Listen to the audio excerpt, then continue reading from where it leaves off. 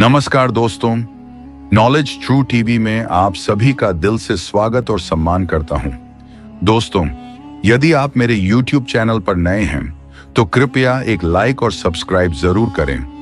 तो चलिए प्यारी सी मुस्कान के साथ कहानी की ओर बढ़ते हैं। यह कहानी सैकड़ों वर्ष पहले की है। तब फारस के एक नगर में 4 बहनें रहती थीं, गुलनार, गुलनाज, गुलसेहरा और गुलजीनत। इन चारों में सबसे छोटी बहन गुलजीनत थी, जिसे घर में सब प्यार से जेनी कहकर बुलाते थे। जेनी की उम्र केवल 4 वर्ष की थी जब एक दिन उसके पिता लंबी बीमारी के कारण चल बसे। इस घटना के बाद उसकी मां बहुत दुखी और अस्वस्थ रहने लगी। जेनी हर पल मां के साथ रहती और घर के कामों में उनका हाथ बंटाती थी, लेकिन उसकी तीनों बड़ी बहनें कामकाज से जी चुराती और सारा समय बातें करने और सजने संवरने में बिताती थीं। मां लाख समझाती पर उनके कान पर जूं तक न रेंगती। कुछ समय बाद मां भी लंबी बीमारी के कारण चल बसी। अब मां के जाने के बाद घर का सारा बोझ जेनी के कंधों पर आ गया। बड़ी बहनें सारा दिन इधर उधर घूमती फिरती और बेचारी जेनी घर के काम में जुटी रहती। धीरे धीरे उनका व्यवहार जेनी के प्रति और भी कठोर हो गया। बात बात पर उसे पीट देती। एक दिन जेनी को तेज बुखार था और वह सारा दिन चारपाई पर पड़ी रही। शाम को जब बड़ी बहनें घूम फिर कर लौटी और भोजन तैयार न पाया तो उन्होंने जेनी पर गुस्सा उतारना शुरू कर दिया। गुलनार ने उसके बाल काट डाले, गुलनाज ने लकड़ी से पीटा और गुलसेहरा ने उसे अंधेरी कोठरी में बंद कर दिया। दर्द और बुखार से तड़पती जेनी बेहोश हो गई। रात देर से जब जेनी को होश आया तो वह दर्द से कराहने लगी। उसने बार बार मां को पुकारा, लेकिन वहां उसकी कौन सुनने वाला था। तभी उसे अपनी मां जैसी स्नेह भरी आवाज सुनाई दी, बेटी जेनी, रो मत, मैं आ गई। जेनी ने देखा कि कोठरी में मानो रोशनी का सागर उमड़ पड़ा हो। उसके सामने एक बहुत सुंदर परी खड़ी थी। झील जैसी गहरी नीली आंखों में ममता की झलक लिए वह उसे निहार रही थी। परी ने कहा, मैं तुम्हारी मां की दासी हूं, तुम मुझे मां कह सकती हो। जेनी स्तब्ध होकर उसे देखने लगी। परी ने मुस्कुराते हुए कहा, मैं तुम्हारे लिए कुछ फल लाई हूं, इसे खा लो। उसने प्यार से जेनी की ओर फल बढ़ा दिए और कहा, अच्छा, अब मैं चलती हूं, तुमसे मिलने फिर आऊंगी, इसी दिन इसी समय। इतना कहकर परी अंतर्ध्यान हो गई। परी के जाते ही जेनी ने एक फल खाया। इतना स्वादिष्ट फल उसने पहले कभी नहीं खाया था। फल खाते ही उसके शरीर में फिर से शक्ति और ताजगी भर गई। जेनी ने दरवाजा खटखटाते हुए पुकारा, बड़ी आपा, दरवाजा खोलो, अब मैं ठीक हूं। दरवाजा खटखटाने की आवाज से उसकी बड़ी बहनें नींद से जाग गईं। गुस्से से लाल पीली होती हुई वे तेजी से दरवाजे की ओर दौड़ी। जेनी कुछ कह भी नहीं पाई थी कि तीनों बहनों ने मिलकर उसकी जमकर पिटाई कर दी और चिल्लाने लगी, निकल जा, मनहूस, अभी इसी समय घर से। बड़ी बहन बोली, फिर कभी इधर मुंह किया तो तेरी बुतियाओं नाच डालूंगी। छोटी बहन ने भी धमकी दी। बेचारी जेनी कपड़ों की पोटली और परी के दिए हुए कुछ फल लेकर भूखी प्यासी ही रात के अंधेरे में घर से निकल पड़ी। वह चलती जा रही थी। ठंडी भोर के समय उसे दूर एक कुटिया दिखाई पड़ी। वह धीरे धीरे उस ओर बढ़ी और जैसे ही पास पहुंची, भीतर से किसी बूढ़े की कांपती लड़खड़ाती आवाज सुनाई दी। जेनी बोली, बाबा, मैं एक अनाथ और बेसहारा लड़की हूं, सारी रात चलते चलते थक गई हूं, क्या मैं थोड़ी देर यहां ठहर सकती हूं? बूढ़े बाबा ने कहा, क्यों नहीं बेटी, लेकिन मेरे पास तुम्हें खिलाने के लिए कुछ भी नहीं है। तभी एक वृद्धा भी दरवाजे पर आकर खड़ी हो गई।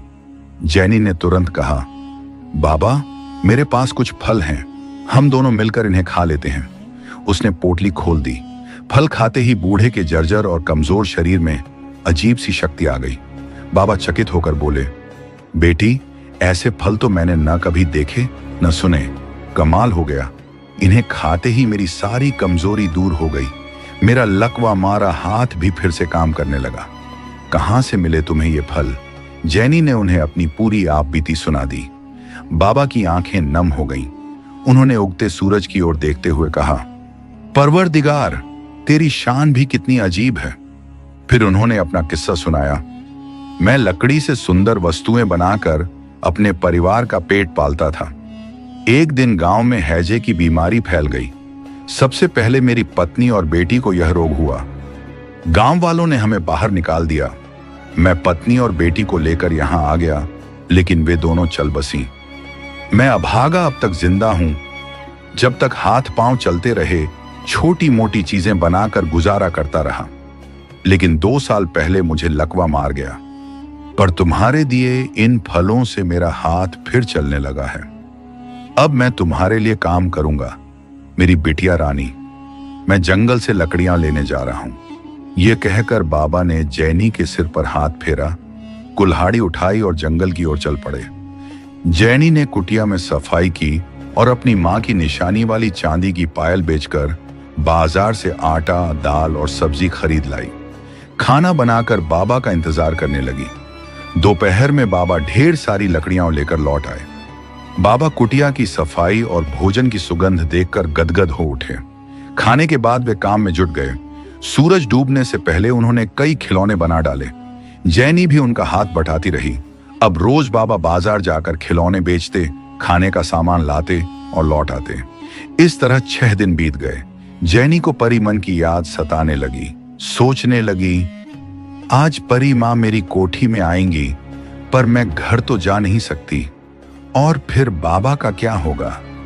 रात आधी ही हुई थी कि वही मधुर आवाज कुटिया में गूंज उठी, बेटी जैनी, मैं आ गई। जैनी तुरंत जागी। परी मां कहकर उनसे लिपट गई और रोने लगी।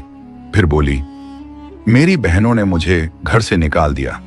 परी मां ने स्नेह से कहा, बेटी, मैं सब जानती हूं। अल्लाह जो भी करता है भले के लिए ही करता है। बात करते करते परी मां की नजर कुटिया के कोने में रखे खिलौनों पर पड़ी, जो बूढ़े बाबा ने बनाए थे। वे बोली, अरे कितने सुंदर खिलौने हैं। तुम दोनों इन्हें शाही महल के बाजार में बेचाओ। इन खिलौनों के अच्छे दाम मिलेंगे। और हां, तुम्हारी मां ने तुम्हारे लिए ये कपड़े स्वयं तैयार किए हैं। इतना कहकर परी मां ने जैनी के सिर पर हाथ फेरा और गायब हो गई। अगले दिन जैनी की बात मानकर बाबा खिलौने लेकर शाही महल के बाजार गए। सबसे पहले राज दरबारी बाजार देखने आए। खिलौनों की सुंदरता देखकर वे बाबा को महल में ले गए। खिलौनों को देख बादशाह चकित रह गए। वाह, कितने सुंदर खिलौने हैं। हमें गर्व है कि हमारे राज्य में तुम्हारे जैसे शिल्पकार हैं। ऐसे सुंदर और मनमोहक रंग तो मैंने आज पहली बार देखे हैं। ये रंग कहां से आते हैं? बाबा ने झुककर कहा, हुजूर, रंगाई तो मेरी बेटी करती है। बादशाह ने कहा, बहुत अच्छा, हम तुम्हारी बेटी से मिलकर प्रसन्न होंगे। आज ही उसे ले आओ। बाबा जैनी को लेकर सूर्यास्त से पहले महल पहुंच गए। जैसे ही बादशाह की नजर जैनी पर पड़ी, वे देखे ही रह गए। सोचने लगे, इतनी सुंदर लड़की के बारे में तो सिर्फ कहानियों में पढ़ा था। यह तो जैसे परिलोक से आई हो। उन्होंने पूछा, बेटी, तुम्हारा नाम क्या है? जैनी ने सिर झुकाकर उत्तर दिया, बादशाह सलामत। इस दासी को गुलजिनत कहते हैं। वैसे सब मुझे जैनी कहकर पुकारते हैं। बादशाह बोले, बहुत अच्छा नाम है तुम्हारा। काश हमारे शहजादे स्वस्थ होते। ये कहते कहते उनके चेहरे पर उदासी छा गई। वे बोले, शहजादा डरे सहमे अपने कमरे में ही बंद रहते हैं। दिन ब दिन कमजोर होते जा रहे हैं। अब तो उनका चलना फिरना भी बंद हो गया है। जैनी ने विनम्रता से कहा, बादशाह सलामत, मुझे 1 सप्ताह का समय दें, मैं कुछ प्रयास करूं। बादशाह मुस्कुराए, क्यों नहीं बेटी, आज से तुम दोनों बाप बेटी महल में रहोगे। खुदा तुम्हें कामयाब करे। 7वीं रात जैनी ने परी मां को शहजादे की बीमारी के बारे में बताया। परी मां ने उसे एक फूल देते हुए कहा, बेटी, प्रातः सूर्योदय के समय यह फूल शहजादे को सुगा देना, वे स्वस्थ हो जाएंगे।